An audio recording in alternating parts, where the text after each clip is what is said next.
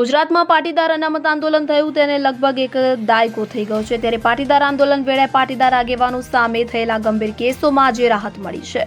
પાટીદાર અનામત આંદોલન વેળાએ પાટીદાર આગેવાનો સામે દાખલ થયેલા કેસો પરત ખેંચાયા તો પાટીદાર આંદોલન વેળાએ હાર્દિક પટેલ, દિનેશ બામભણિયા, અલ્પેશ કથિરિયા, ચિરાગ પટેલ સામે નોંધાયેલા દ્રોહ સહિતના કેસો સરકારે પરત ખેંચ્યા છે, જેમાં સુરતના 2, અમદાવાદના 8, ગાંધીનગર 3 તો મહેસાણાનો 1 કેસ પરત ખેંચ્યો છે।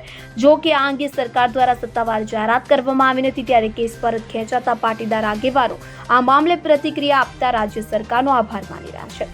પાટીદાર આંદોલનનું જો સૌથી મોટું નામ હાર્દિક પટેલ છે, ત્યારે હાર્દિક પટેલ ભાજપમાં જોડાતા ભાજપ સરકાર હાર્દિક પટેલ પર મહેરબાન થઈ હોય તેવું લાગી રહ્યું છે। કેસ પાછા ખેંચવા મામલે પાટીદાર નેતા અને વિરમગામના ભાજપના ધારાસભ્ય હાર્દિક પટેલની પણ પ્રતિક્રિયા સામે આવી છે, જેમાં હાર્દિક પટેલે રાજ્ય સરકારનો આભાર વ્યક્ત કર્યો હતો। Bureau report CN24 news. હવે જુઓ દેશ દુનિયાની તમામ ખબરો તમારી આંગળીના ટેરવે। ઉઠાવો મોબાઈલ અને Google Play Store પરથી ડાઉનલોડ કરો અમારી CN24 ન્યૂઝ મોબાઈલ એપ।